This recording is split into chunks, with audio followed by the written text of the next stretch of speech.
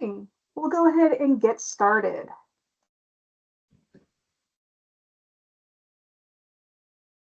Thank you for joining us today for an overview of the groundwater recharge temporary permit process. I'm Erica Thompson, an environmental scientist with the Water Board, and I'll be facilitating this public workshop. Before I introduce our presenters, I want to remind attendees that this workshop is being recorded. For those unable to attend today, we intend to post sections of this workshop to our website so others may review this permitting guidance. A note on procedure: cameras and microphones will be turned off to prevent unexpected interruptions. We'll run through all of the presentations in full. Once all presentations are finished, time allowing, our speakers will be available to answer questions posted in the chat.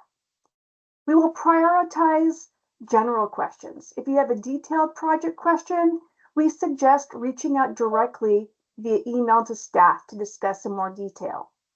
If we don't get to your questions in the chat today, we will follow up with parties as necessary.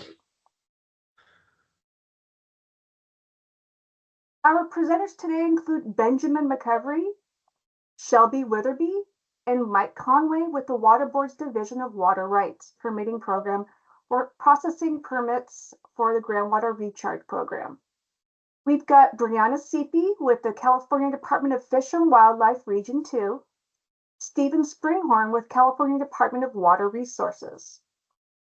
Our first presenter is Benjamin McCovery with an overview of the permitting process. Thank you, Ben. Thanks, Erica. Let me take control here. Okay. We are. All right, good morning, everybody. My name is Benjamin McCovery, and I am an engineering geologist in the permitting and major projects unit in the Division of Water Rights. Today, I'll be presenting a primer regarding some of the more popular topics when it comes to filing a temporary application for a water right in California. Our topics today will include the following. What are temporary permits? Examples of temporary permits, diversion triggers, permit terms, CEQA, where to file, where to view applications and project details, fee information, tips for filing, and consultation with CDFW.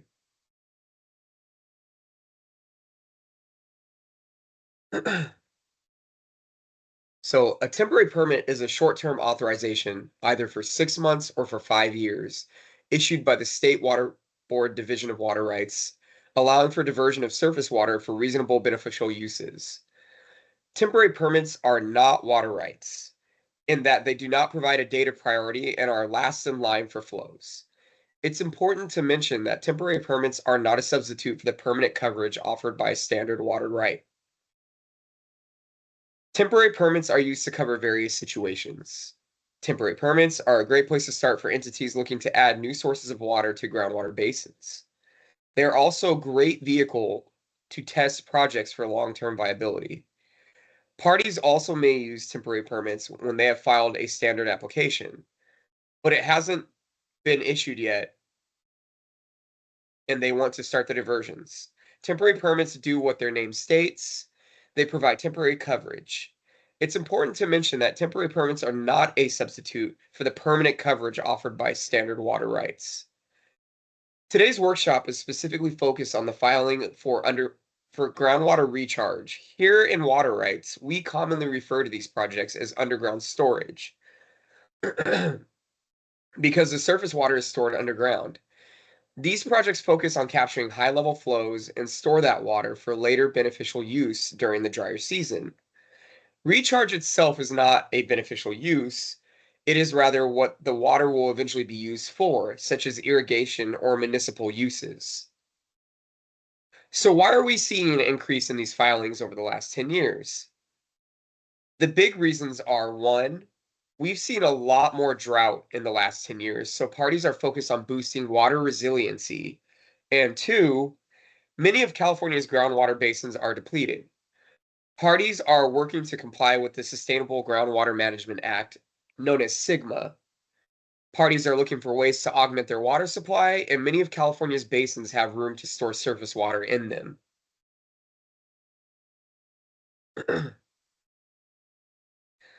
Here we see water right permitting options administered by the Division of Water Rights Permitting Section. The 5-year temporary permit was designed specifically for recharge projects, while the 180-day temporary permit has been around for decades and used for many different types of diversions. Sorry, I'm just checking to see if I'm on the right slide. The 5-year is limited to applicants that are local public agencies, but these entities are most likely to seek 180-day temporary permits as well. Now that we have a decade of experience working on these projects, we have a pretty good sense of what most recharge projects are looking for a long-term source of water to help with SGMA compliance. So since these parties are likely filing a standard application, and that will take time to process, our advice is to either start off with a 5-year temporary permit or move quickly from a 180-day to a 5-year. We also suggest filing your standard water right application as soon as possible, since filing it will secure the data priority. This is really important since appropriative water rights are the first in time, first in right. California has limited surface water supplies, so order of priority is very important. I see where presentation slide is not loading. Let me see if I can go back and then go forward again. Hopefully that helped. When you're thinking about filing a permanent water right application, there are two options, the standard and the streamlined options. Standard permitting and temporary permitting have many similar steps, but standard permitting does not take longer. Back in 2019, the board developed a faster way to move through standard permitting called the streamlined approach, which we will discuss later in this presentation. If you ask our advice on the fastest and most efficient way to move through the permitting process, we will advise filing a 5-year temporary permit and a standard streamlined application at around the same time. All right, and I see we're having a little bit of trouble viewing the slides, so I'm going to go forward, and then I'm going to go back, and then I'm going to go forward again and see if it kind of double loads it.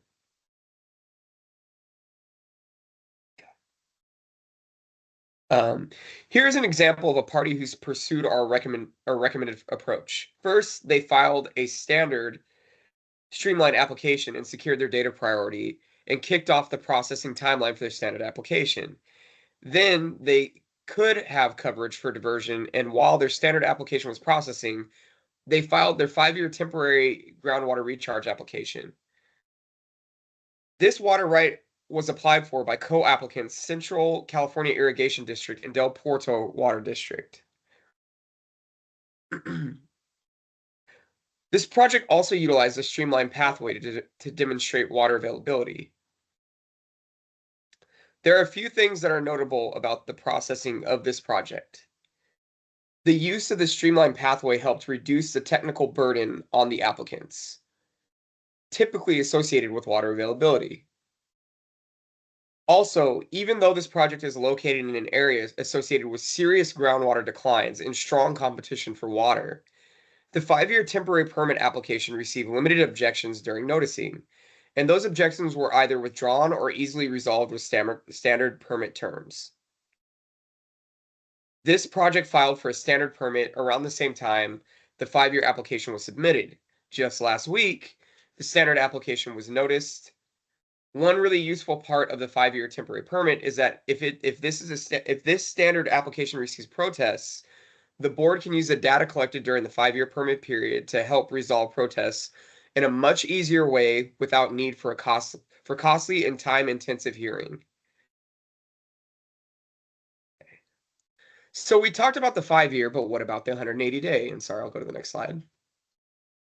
Though we are really going to be touting the benefits of the 5-year permit option moving forward, we do see the 180-day as the right fit for some situations.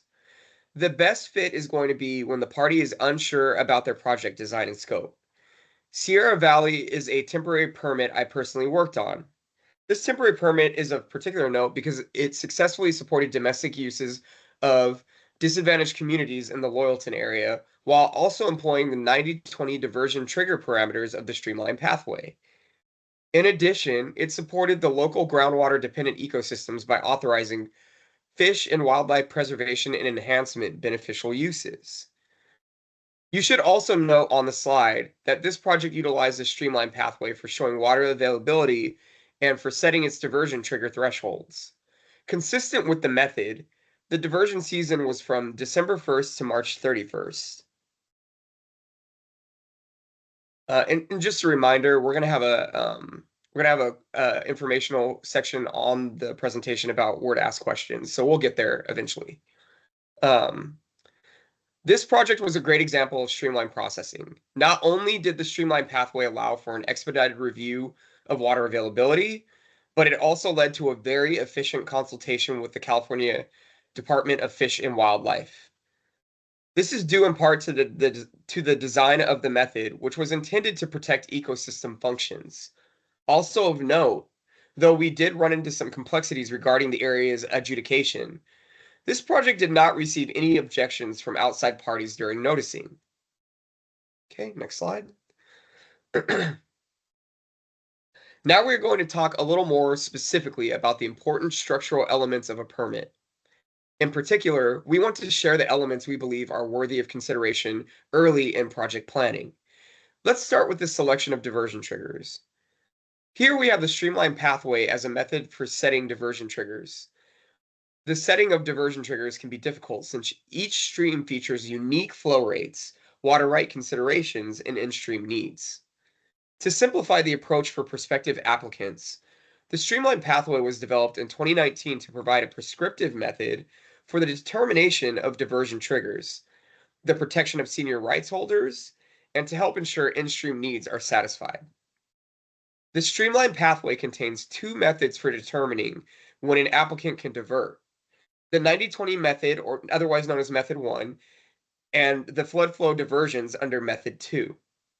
Method 1, the 90-20 method, dictates that an applicant uses gauge data with at least a 30-year record, and we recommend it's best if the 30 years is continuous, to establish the 90th percentile of daily flows, or limit diversions to 20% of daily flows. Method 2 can be used when peak flows pose an imminent risk to public health and safety. This method requires coordinating with a local entity with a responsibility for managing threats posed by flood. We saw a lot of these kinds of flood flows targeted by this method in water year 2023, resulting in flooded roads and damage to critical infrastructure. What you may notice about these methods is that they restrict diversions to very high flows and would generally allow diversions in wet water year types. We understand that these methods may not fit your needs. If this is the case, we want to encourage you to consider applying for unique requests as separate temporary permits or through a standard application. Since the temporary permit processing timeline needs to be quick, unsupported or controversial requests are not able to be processed in a timely manner. Next slide. Parties commonly ask about using other diversion triggers than the streamlined pathway. We are not limited to only the streamlined diversion criteria, and a party may make a recommendation to use another trigger. Water Board staff may also evaluate several trigger options as part of processing the temporary permit. In recent years, about half of permits issued use the streamlined pathway, and the other half use a different trigger. These other diversion trigger options aren't as plug and play for us to process as a streamlined approach. We need to carefully consider the proposal to see how robust the science is, to be confident that it will be protective of in-stream needs and senior diverters. The processing timelines of temporary permits are really short. Whatever trigger we use needs to be easily digestible by board staff.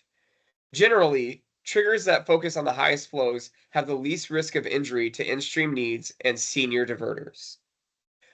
When we look at other triggers, we've learned some lessons to pass along from permitting.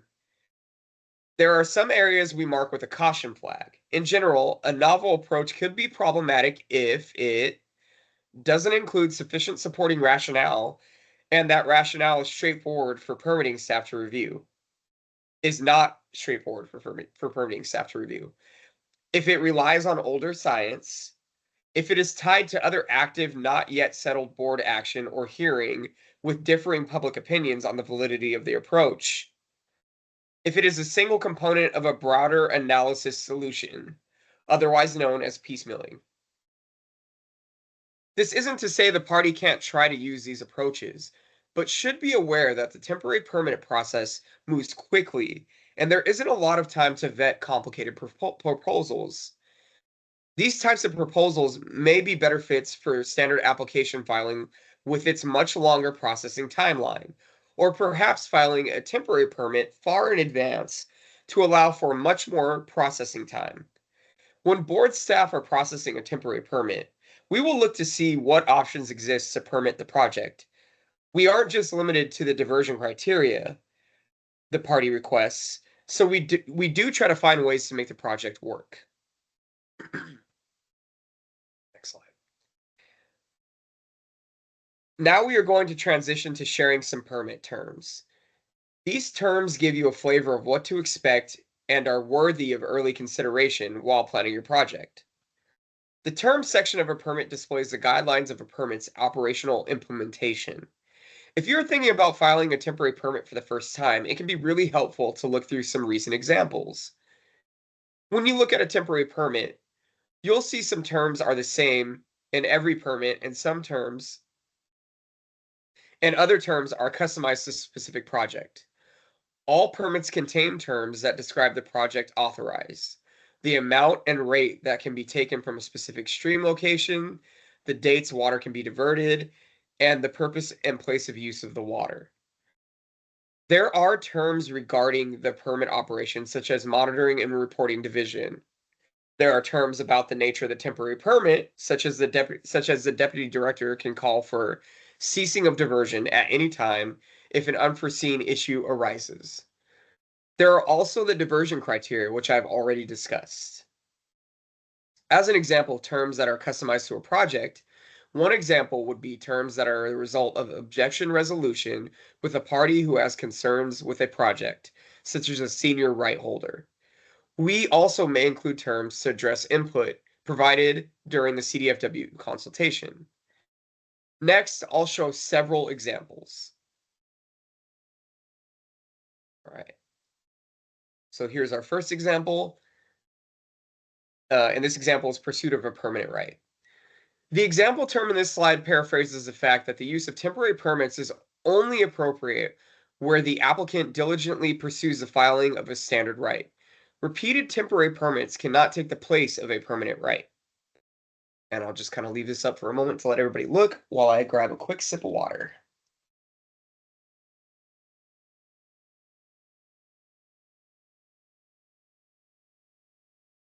Right? So moving on to the next slide. Okay. So slide 13 is the fish screens term, and we include terms that address in-stream needs, commonly resulting from California Department of Fish and Wildlife consultation or objection on the project. The example term in this slide paraphrases the fish screen term included in most permits. Most permittees should be, by default, expect a term like this. Most projects will require fish screens since most projects are located in a water body where fisheries are expected to be present. This is a good example of why early coordination with the Water Board and with California Department of Fish and Wildlife is important, since it can take the party time to plan their approach to implementing a fish screen for their project.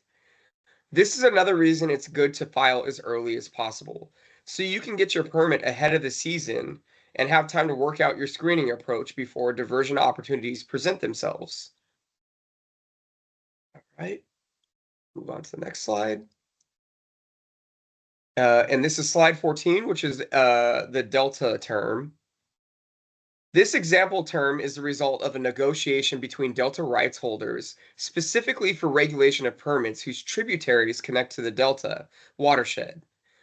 This term limits diversions by those in the delta watersheds to times when the delta is either in excess or excess without restriction. And I'll just leave that up for one moment. All right, next slide. This is slide 15, which is daily delta conditions. Daily delta conditions described in the delta term just shown are available through the Department of Water Resources. The website link above is managed by the Department of Water Resources and updated daily. The green arrows in the picture show the condition. Leave that up for a second.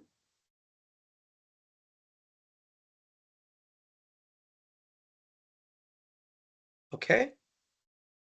Looks like we might be missing a slide. Hold on a second. Okay. Oh yeah, we got our slides kind of jumbled. That's fine. Hold on one second. Yeah, we got them kind of jumbled. So I'll skip to one slide and come back. So slide 17, which should technically be slide 16, is diversion monitoring. This example term specifically requires hourly diversion rate tracking. This term is intended to be consistent with Senate Bill 88, also known as SB 88. This term is included in all temporary permits. Potential permittees should consider how they will track diversions to satisfy this requirement. As far as the reporting data, parties submit it in a summary report after each authorized season. Okay. Let's see. Move back one slide. Okay. And so this slide is a regional board consultation on water quality. Here's another example of terms worthy of your early consideration if your project is in the Central Valley. These terms are based on coordination with the regional board on terms they ask to be included in your temporary permits. These terms generally outline best practices associated with selecting on-farm recharge areas. Recharge land should be reviewed with pesticide and fertilizer management practices in mind. Additionally, if you're interested in applying water to dairyland areas, you should plan to coordinate with the Regional Water Board. Though these terms are specific to the Central Valley, similar terms can be expected elsewhere. Okay. And this is an example term about accounting on slide 18. Another final area to highlight is the terms about how your project will account for the storage of surface water in the basin and how the water will be extracted and used. It is common for these recharge projects to have many parties extracting the water. Those parties usually have existing wells within the existing rights, so it will be important to figure out when the water under this temp permit is extracted. We also encourage parties to work with their groundwater sustainability agency, their GSA, on accounting, ideally using the same approach. We understand parties can't track the molecule of water, so they need to come up with a project-specific approach to the water accounting. Part of this is how fast the water will be taken from the aquifer. While the water could stay in the aquifer long-term, even under a temporary permit, as a reminder, the party will need to continue to report the use of water to us annually until the water is completely exhausted. Also, the party will need to have supporting rationale for the losses of water and storage over the time. For that reason, most parties most frequently opt into an approach to use the water quickly in what we call last in, first out. Next slide. Okay, and now we're going to get into more of the bigger pieces of the permit. So, this is for secret considerations. Another important aspect of the project design is considering how you will comply with the California Environmental Quality Act. Though some entities have already completed CEQA for their recharge projects, many wish to consider the opportunity to utilize the California Environmental Quality Act suspension available through the Governor's Executive Order N-7-22. This order is available to recharge projects that target the capture of high flow events. If you're applying for a 5-year temporary permit, we think this suspension could be a good fit, but we need to talk over your project. We need to talk over project specifics with you. This year, we will be paying close attention to the requirement of the water code that drives the need for parties to pursue long-term coverage rather than continuing to rely on temporary permits. Parties should anticipate that temporary permits would be conditioned to extinguish if the party had not filed a standard permit application within a year or less of issuance of the 5-year permit. Within a year or less of issuance of the 5-year permit. Then during the term of the 5-year, the party should plan to complete CEQA prior to renewal, should they not have their standard permit yet. As far as the 180-day permit, we think those are the best fit for projects that are unsure of their scope, need a season or so to adjust their project, or if the project is just a one-time situation. The CEQA suspension is also likely a good fit for these projects. If you're considering filing a standard permit, you should not plan to rely on the CEQA suspension, since it is impractical.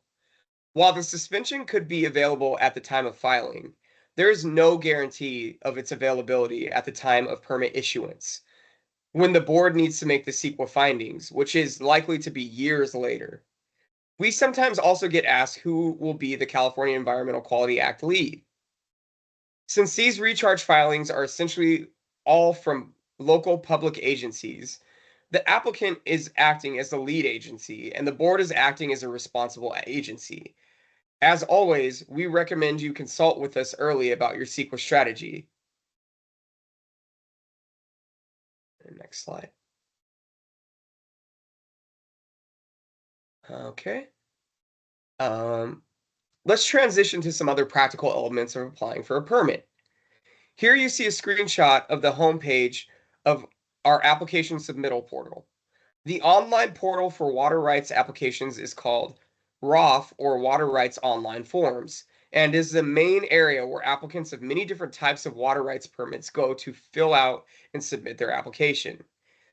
Staff are able to assist potential applicants with various questions during the time it is being filled out.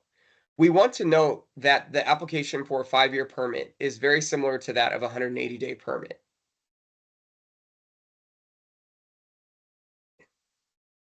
The Electronic Water Rights Information Management System, otherwise called ERIMS, is a computer database developed by the State Water Resources Control Board to track information on water rights in California.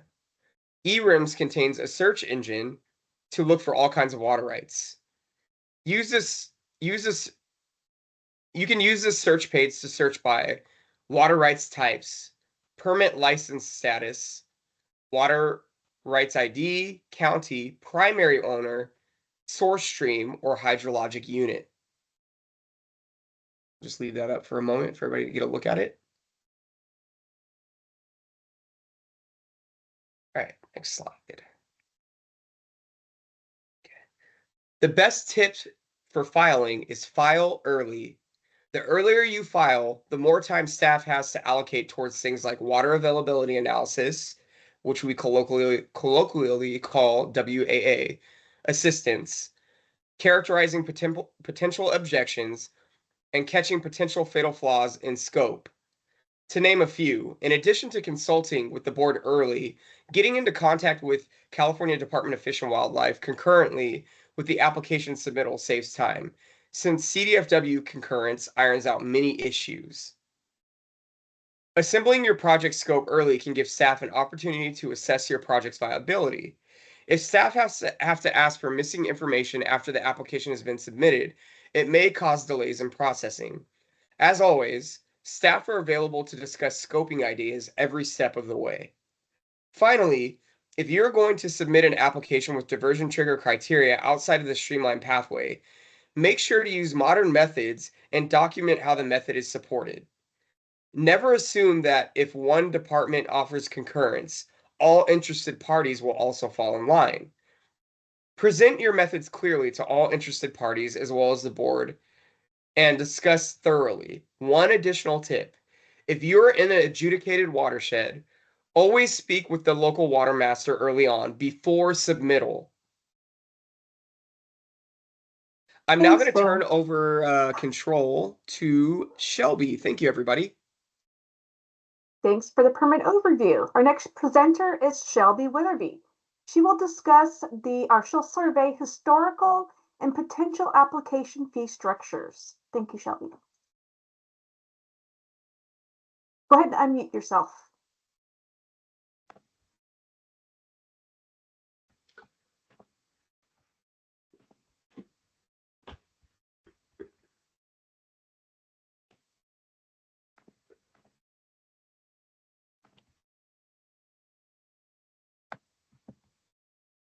Okay. Just taking a look at the presentation. If you'd like, I can forward for you if you'd like. Okay. Yeah, can we go with that, Erica? Yeah, that sounds good. Thank you. So we are in the process of adopting new fees for water right permit applications, and we want to give you all a preview of the proposed updates. This is a comprehensive update to the application filing fees and some associated fees. Many of these fees have not been significantly updated since they were established, most of them in 2003 with the establishment of the Water Rights Fund. So these fees have been due for a revamp. There are three main benefits of the fee proposal. First, this new structure is much clearer. One aspect of the proposed structure is that all fees are based upon the standard application fee. Previously, we had fees referencing the greater of or lesser than two fees, sometimes with other fee calculations nested within those. Additionally, rather than a base fee and a per acre foot charge, there are simple tiers based on volume requested, which would prevent payment mistakes. This new structure is also more appropriately priced. Fees are increased across the board in an attempt to cover a greater proportion of the unit's operating costs. Small applications proportionately receive a greater increase to reflect the significant processing times with applications of greater face value. The general increase is intended to fund the proposed recharge permitting budget change proposal, if authorized. This new proposed structure is also in alignment with programmatic goals. As such, we are implementing 3 discounts for temporary permits. First, we are strongly incentivizing parties to file for a 5-year temporary permit by making the cost of one 5-year temporary permit equal to the cost of a 180-day temporary permit. Secondly, a discount has been applied to incentivize parties to apply in advance of their requested diversion, and a surcharge has been added to applications with increased processing. Finally, the discounted fee for streamlined standard applications is retained, giving a 25% discount compared to normal application filing fees.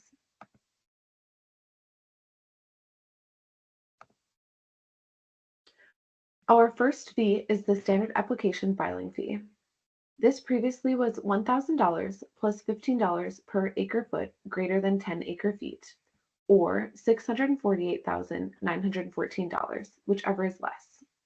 We are proposing to change it to the following tiered system, which is significantly more straightforward. As previously mentioned, there is a project complexity surcharge of 20% for applications in the Delta watershed and applications containing on-stream dams in areas pertinent to the North Coast and stream flow policy. There is also a new footnote which requires the payment of an additional standard application filing fee for splitting requests for applications equal to or greater than 40,000 acre feet. As mentioned, we continue the 25% fee discount for parties electing to use the streamlined pathway. The tiers are shown to the right. We see that the proposed fees range from $5,000 to $811,143. For many parties, the fee will stay the same.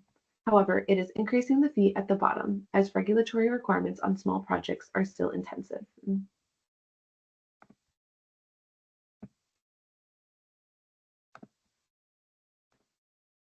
Next, we have 180-day temporary permits to divert to underground storage during high flow events.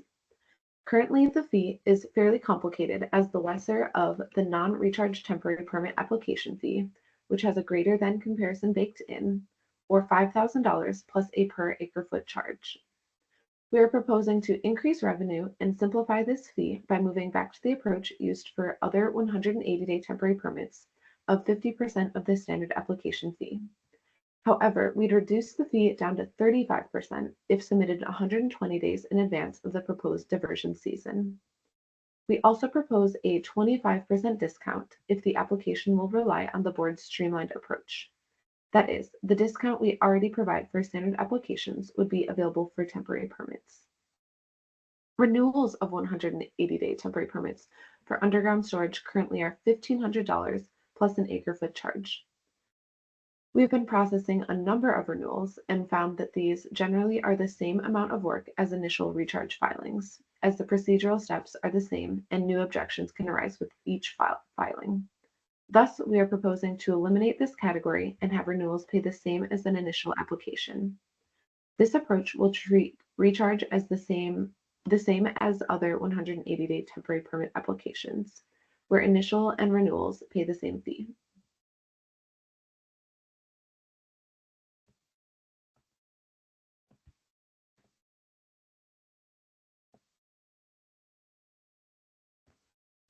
Applications for 5-year temporary permits currently cost $6,000 plus the lesser of the standard 180-day temporary permit fee, or $5,000 plus $10 for every acre-foot sought by the application.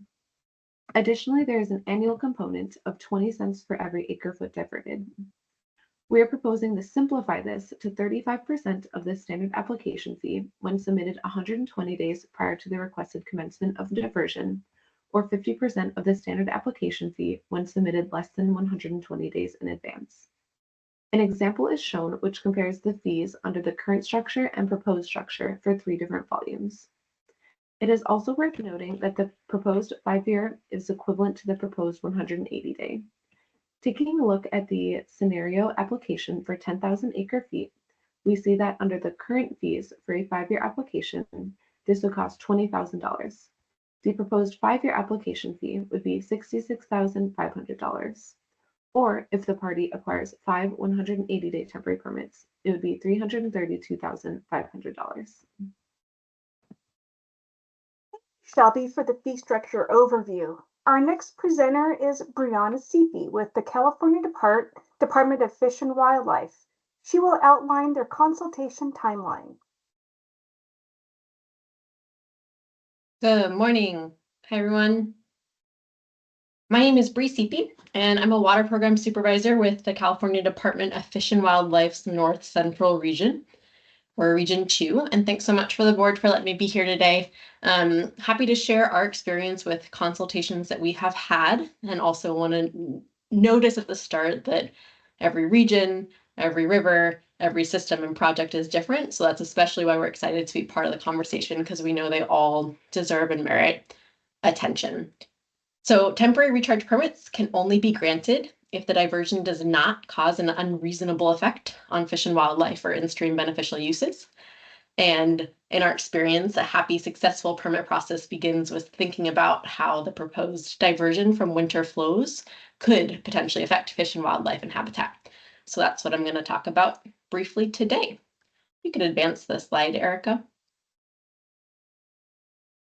So the first thing I'll ask you to think about when you're envisioning a recharge diversion, and I'm kind of addressing project proponents here rather than our fellow agencies. We ask you to think about how the high flows from which you're going to be pulling water, how they contribute to healthy habitats. So the line on the slide in front of us represents an unimpaired, or like a natural river hydrograph driven by snowmelt. So this could be something we would see in the tributaries to the Sacramento River or the San Joaquin River. And the circled box at the top of this hypothetical hydrograph highlights the peak flows during winter, when we're really getting those high pulses of absolute magnitude of flow. And these peak flows overlap with when those temporary winter recharge diversions are allowed and permissible. And they also have really important ecosystem roles. So this high water overflows floodbanks and helps to grow food for both aquatic and terrestrial species. These high flows also create habitat for rearing fish and for fish reproduction. The high flows can limit the ability of plants to overgrow the channel, non-native plants that we want to keep out of waterways. The flows help flush those, the potential for those plants to reproduce. High flows can also cue migration for fish that move along a river system at any given time of year. And importantly, the high flows can restructure the river to create habitat complexity. So they can move around large woody debris like big logs and branches, and they can move sediment in a way that creates habitat complexity that benefits in-stream aquatic life. So in short, these high winter flows really support good and healthy habitats. You can go to the next slide, Erica. So because of this, we really hope and want for you to think about how your proposed diversions and recharge projects can impact fish and wildlife and habitat, either for better or for worse. from the onset of your project. So when you are actually scoping the project, we'd really like for your brain to be like, fish, habitat, what's the relationship here? And we know once you go down the path of talking to landowners and operators and really dialing in those operational details that it's hard to walk back. So before getting too far in the vision of your recharge project, we hope that you will think about impacts to fish and wildlife early. And to help you do this, I'd like for you to call into mind a project that you've been ruminating on. So think about a point of diversion where you're thinking, hey, we could take some water out of here in the winter and it would be a really great asset to our aquifers and our summer diversions. Now put yourself on the bank of that waterway where you have your diversion and picture the really high winter flows that are happening there. And I'm going to run through some questions. I just want you to ruminate on these, think on these. They're rhetorical for now, but they reflect the type of questions that we're going to ask ourselves when we're thinking through your project with you. So standing on that riverbank, how much water are you taking out? At what rate are you taking it out? Does that volume or rate, does it have a good chance of limiting the river's ability to move and push sediment through, to inundate floodplains? Could it alter how it cues fish movement in the system? How are you taking the water? Are you using an existing point of diversion or building something new or using a temporary pump? Is there a protective fish screen in place? When are you taking it? What time of year are you taking it? And what animals might be in the system in that time of year that could experience impacts because of the diversion? Like, are there any threatened and endangered salmonids moving through the system when you're planning to divert? When you're taking the water out of the system, how is it moving to its recharge destination? Are you using existing conveyance? Are you using natural stream channels? What's the dedicated land use of the recharge lands? So where the water's ending up and percolating in, are those already disturbed lands? Do they support any plants or animals that would either benefit from being flooded or alternatively drown and suffer in flooded conditions, like overwintering giant garter snake? These are the types of questions that we think through when you provide project information to us. So my ask now is that as you're scoping your project, you're thinking through these questions early, just to make conversations easier from the start. Go to the next slide, Erica. Thank you. And so as you have thought through those questions, our ask here is that you can compile that information early on and share it with us. If you do the legwork before coming to us to present your understanding of how your project does or does not impact fish and wildlife, it helps with a successful consult. And I think the areas where we've seen greatest success is when you can provide as much project information and details as you have, in addition to some sort of environmental memo or biological assessment. The semantics kind of don't matter. It's really the content of what you're analyzing in relationship to your project impacts. So if you provide the lens of, hey, this is how we think our project does or doesn't impact fish and wildlife, it lets us know that you've already thought through the risks to fish and wildlife. And it helps us leverage the time that we spend on your project to be really focused, to get our experts looking at the details that might otherwise be lost in a basic species search that you and or your consultants can provide up front. So it helps us focus our time and let us know that you've thought through the consequences rather than, picking the project that's just easiest to execute. We want to know that we're really thinking about fish and wildlife impacts.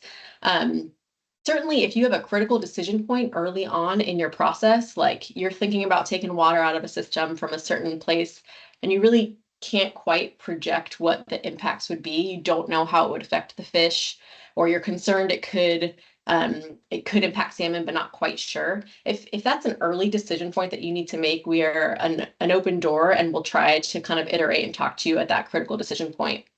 And the more information you can provide when you have a complete project vision, including operations details, those really matter. The when, the how, the ramping rates, the rate of diversion, the more you can give us, it helps us better grasp the big picture and really target our feedback. So as much as you can, please tell us before we ask you. And also if you have some kind of crux decision point early on when you're scoping the project, we are open to kind of having a more informal conversation at that point before looking at the project as a whole. Next slide, Erica. Thank you. So we will always review what you provide. We'll chat with you, we'll chat with our colleagues, and we'll share our thoughts and iterate within the time constraints so that we can all move towards those green faces on this slide. We'll typically provide you a written consultation and email form that you can then submit to the board when you submit your final permit application. If what you do ultimately submit to the board in our lens still unreasonably affects Fish and Wildlife, we can choose to comment formally or otherwise protest your permit request directly to the state board. But ideally, we've already chatted and we've resolved any collective worries before you get to that point and before we would need to kind of more formally comment directly to the board. So ideally, we work it out between ourselves before it goes into board review. You can go to the next slide. So Benjamin already talked about this. As with all things water, every diversion and system is different. If you have a really complex set of circumstances, we appreciate the extra consultation time, as does the board. Indicators of complexity that Benjamin did touch on that we really agree with are if you're using an alternative method to the 90-20 method, we need more time to digest that and think about potential impacts. If there's a lot of overlapping regulatory oversight to your point of diversion, like you're leaning on a FERC hydropower license, or there's just lots going on regulatorily, it's a difficult word to say, we appreciate extra time as well. If you know there are threatened and endangered species that are somehow interacting with the system and the project, that is important to think through and give adequate time, as well as if you're constructing something new. And that might even kick you out of the streamlined process, I forget. But the gist of the ask here is if you know you're not falling into a really simple case, please come to us early. We're going to do our very best to respect the intent of the streamlined nature of these kind of shorter term permits. We understand that's part of the value is being able to get in fast if there's an anticipated wet year. So we will do our very best, but we also need to not compromise our own mandate of looking out for fish and wildlife. So please factor us into your timeline. You've heard it before, the earlier the better. We appreciate the chance to have those conversations. And next slide. So if you don't know where to start, if you aren't already connected with a person from CDFW in your respective region, I recommend that you reach out directly to Lillian McDougall. She's our statewide water rights coordinator. She's amazing. She's super responsive, and she'll give you the contact information of the person to reach out to and talk to directly. So don't hesitate to reach out to her at any time. And we also have a department generated fact sheet that kind of summarizes how we as a department interact with water rights processes and what we look for from you as a project project proponent or permittee. The name of that fact sheet is on the top of this slide, the California Department of Fish and Wildlife Water Rights Fact Sheet. You can just plug that into Google and one of the first links that come up will take you to that fact sheet. So in that fact sheet, we summarize a lot of what was said here, what we're going to look for in a consult, as well as what we might want from you in other, in more standard permit applications and projects that are outside the scope of the 180-day temporary recharge permit or 5-year temporary recharge permit. So that's it from me. Happy to take questions when the time is right, and thank you guys for the chance to share what our experience has been like.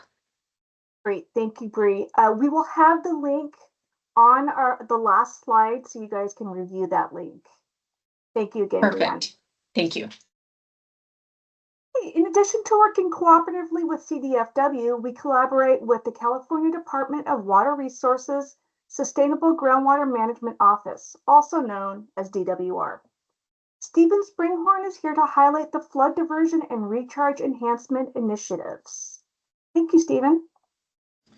All right, thank you, Erica, and good morning, everyone. Thanks for the opportunity to be here, and it's been great working with our colleagues at the board and CDFW on these important aspects of flood diversion and recharge and temporary permits.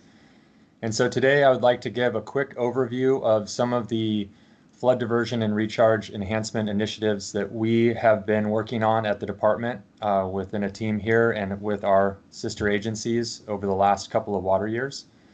And so we'll get into how those are connected with temporary permits and how we're working to advance statewide initiatives to be able to withstand the wet conditions and dry conditions that we know we have seen recently, and we know and expecting more in the future.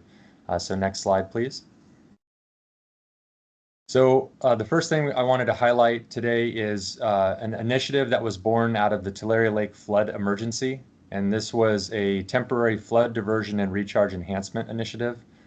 So really what this was is this is tailored or built off of the water resilience portfolio and also the Governor Newsom's water supply strategy direction to be expediting recharge and also working to reduce flood risk. And so when this emergency took place, there had been a lot of advanced work in planning and communication at the local level, regional and state level that we utilized to quickly act to, once the flood emergency activities were happening, which are first and foremost and highest priority of protecting life and property, there was an opportunity to test out some pilot efforts with working with local agencies to support their effort to maximize flood diversion and with a secondary benefit of recharge enhancement.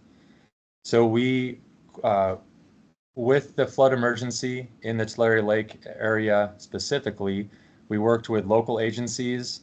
We were able to work with about 6 local agencies to fund them for quickly mobilizing in about a month or two to mobilize about 30 temporary pumps and do some rapid land clearing to make room for this flood water and have flood water be put onto these lands in future timeframes. And so this resulted in, because it was a quick, short effort pilot, it was about 10 to 15,000 acre feet and just under 300 acres of land being cleared. So it really was a small step, and it's a fraction of the amount of water and efforts that were diverted and efforts that were going on at the local level, where hundreds of local agencies were sprung into action to address the flood emergency, but also maximize the use of that water when it was in the system for when the time comes when we know what groundwater needs to be used during drought times. So, but what it did, it really showcased the opportunity to look more into this flood diversion and recharge space. And we were able to leverage that initial pilot to an initiative that we're working on as we speak. So next slide, please. So out of the flood emergency and that initial flood diversion and recharge enhancement, we were able to secure state funding through the governor and administration and legislature to continue to work on this pilot initiative. That is, the acronym is FDRE. So we're currently working with some one-time funding. We're working with 14 local agencies, and I'll have a map in a second of where those local agencies are. And we're able to be continuing to test out and learn as we're going while capturing floodwater when it's in the system, again, to recharge groundwater basins. And so some of the projects that we're working on, what it looks like under these flood diversion and recharge enhancement activities, it's temporary flood basin construction, like the picture on the screen here, temporary flood diversion equipment, such as temporary pumps, siphons, or other protective screens that allow local agencies to safely take water out of the high flow river system and be able to put it on the land to recharge it. And then also some conveyance improvements to allow water to get into a certain area or making connections that weren't there before. And then also land clearing, where districts or local agencies are working to meet their sustainable groundwater management goals, but also flood risk reduction and drought resilience. So being able to use a mixture of these different activities allows them to tailor it to the needs in their specific area or district. Next slide, please. So in addition to the flood diversion and recharge enhancement work that we started in 2023, we're continuing in 2024, and those 14 contracts are going to run till the end of the fiscal year 2026 with the funding we were able to receive. And so it's really trying to reduce the flood risk in a certain area and enhance recharge for the next 2 flood seasons is really the goal of this pilot. In addition to that work, a colleague of ours at the Department of Water Resource, Jenny Marr and the FloodMar team and others were working to support local agencies, some are on the call today and others, on these temporary permits. And so this was an important form of technical assistance that the department felt it was necessary to, again, like the FDRE or flood diversion and recharge enhancement efforts, to support locals and build off of what they're already doing and trying to enhance their ability to do more in the moment when this water is available. And so what that looked like is that DWR and Jenny Marr and the FloodMar team were able to support and provide technical assistance to 12 temporary permit applications in the winters of 23 through current essentially. And so that's a breakdown of the different applications that were supported over the years and currently in process. And really the assistance that was provided was looking at technical analysis and using the expertise of the department and our contractor team to look at that water availability and also looking at downstream impacts, because as my colleagues from the board and CDFW mentioned, that it's a complex process and there is expertise that the department has to contribute to that. And then also looking at compilation of applications and first year fees were paid through this form of technical assistance, and then also supporting other permit terms and conditions. So it was really an effort to, as surge capacity, to support the local agencies, continue to do the great work that they're doing to do more as they can with flood diversion and recharge. So we are, as we know, in a tight budgetary situation, so we are uncertain on the funds that we'll have to continue this type of work, but we want to make sure that you all are aware and others are aware that this happened and we did learn a lot from it. And we want to share what we learned and then be prepared to do more of this as funding becomes available. So next slide, please. So this is a map that shows the combination of where the flood diversion and recharge enhancement work and the districts we're partnering with are across the state, as well as some of those same districts also were successful in getting the temporary permits. And so that we felt that this was a really good add-on or leveraging of additional or different types of assistance to support local action. And so you can see these projects spanned from right near the Oregon border all the way down into Southern California. And again, these projects will be active. The flood diversion and recharge enhancement work will be active for the next 2 flood seasons to build that local flood risk reduction and then also recharge enhancement capability. Next slide, please.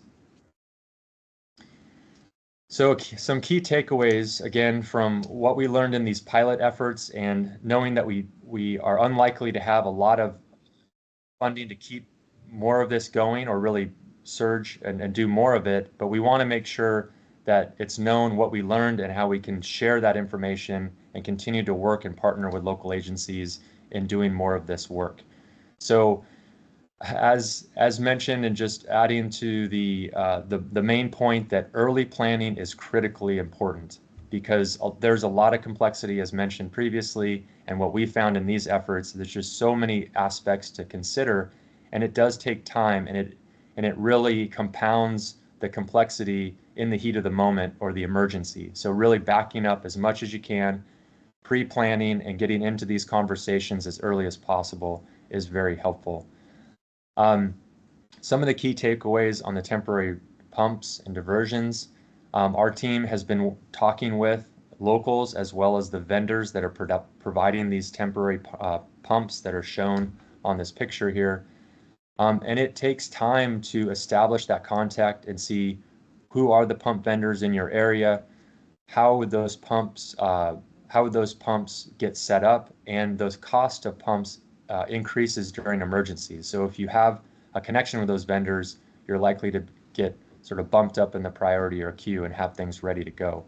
The other key takeaways are protective screens are important, as previously mentioned, and there's some important site-specific components of the protective screens or fish screens to be considered as you're going through your project and as we've been working with the districts we're under contract with.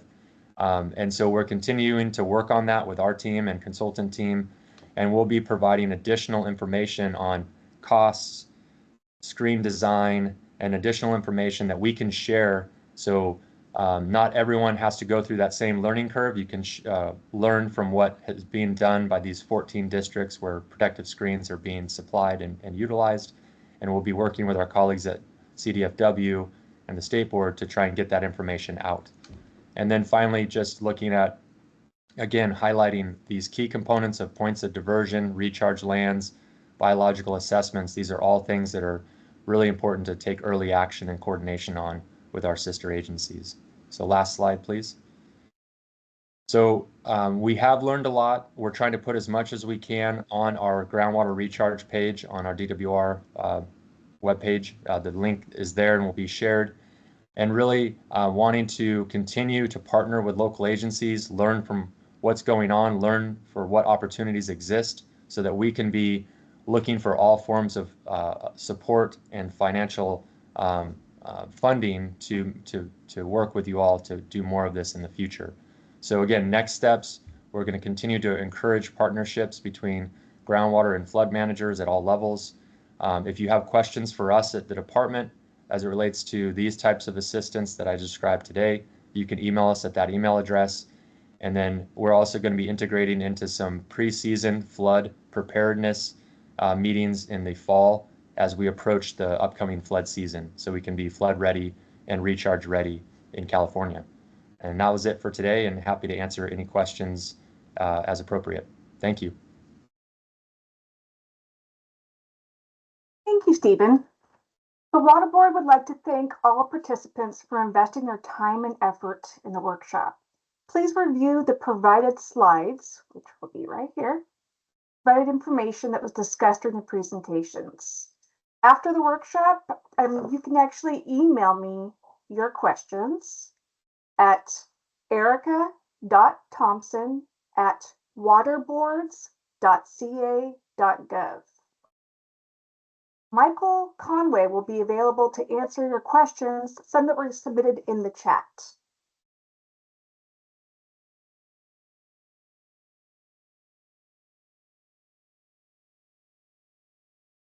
Okay.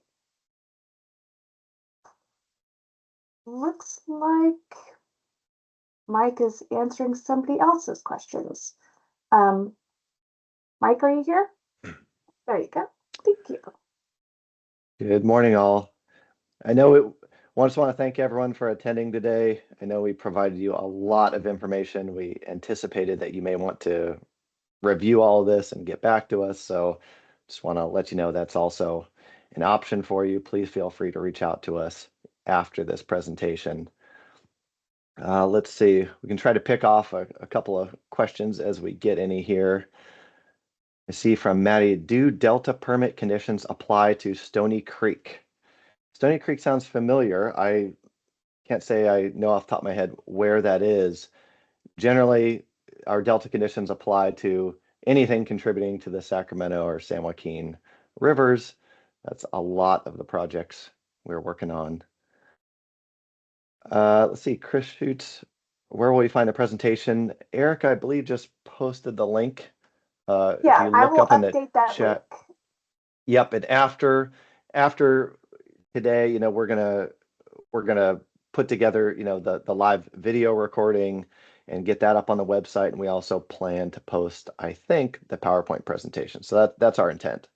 So it should be posted on our website under announcements as soon as it's ready.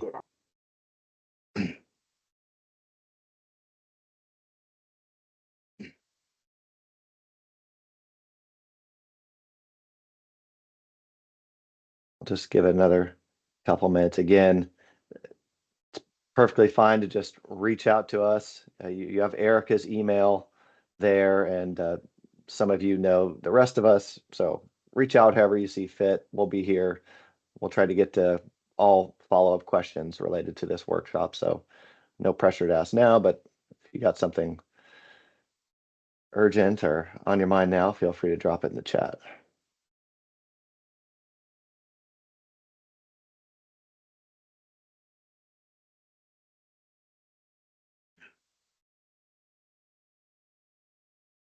Well, not seeing anything right now. Perhaps we'll just plan to follow up with everyone else later as they see fit. Again, we're here.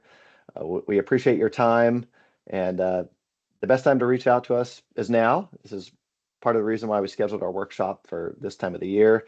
This is one of the best times of year for us to field questions and help applicants with project design and scoping questions before we get into our busy application processing season, which really picks up in the fall. So anyway, thank you all, and hope this was informative, and we'll be in touch. So thank you very much.